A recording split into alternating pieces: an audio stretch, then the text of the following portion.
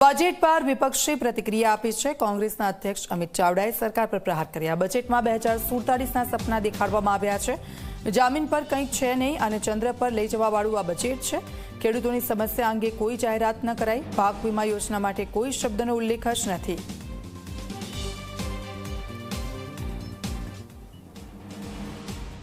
Budget છે 2026-27 વર્ષ, પણ સ્વપ્ન બતાવવામાં આવે છે 2047ના।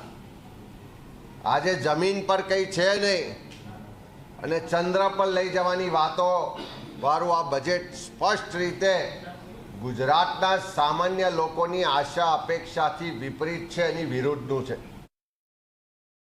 ગુજરાતના ખેડૂતો ચારે તરફથી હેરાન પરેશાન છે।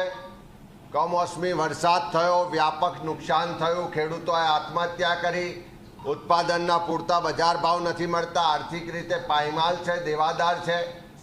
અપેક્ષા હતી કે ગુજરાતના ખેડૂતોના સંપૂર્ણ દેવા માફીની જે માંગ છે એનો પડઘો ક્યાંક બજેટમાં પડશે, એની વાત થશે, પણ એવો એક શબ્દ પણ આ બજેટમાં દેખાયો નહીં।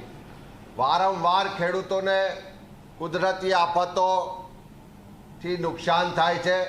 પાક વીમા યોજના ગુજરાતની સરકારની હોવી જોઈએ એવી માંગ કાયમની ઉઠી છે। અમે પણ એની માગણી કરી છે, પણ આ બજેટમાં પાક વીમા યોજના માટેનો એક શબ્દ પણ નથી।